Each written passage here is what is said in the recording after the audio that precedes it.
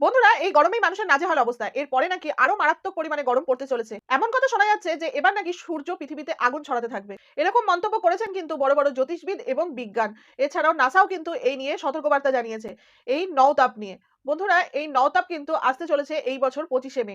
নওতাপ আসলে কি সেটা কি জানো? প্রথমে বলি জ্যোতিষীদের মতে। জ্যোতিষীদের মতে হলো সূর্য কিন্তু প্রতি বছর মে জুন মাসের দিকে রোহিণী নক্ষত্রে প্রবেশ করে এবং রোহিণী নক্ষত্রে প্রবেশ করার 15 দিন কিন্তু সেখানে অবস্থান করে এবং সেখান থেকে অবস্থান ছেড়ে মৃগশিরা নক্ষত্রে আবার 15 দিন পরে প্রবেশ করে।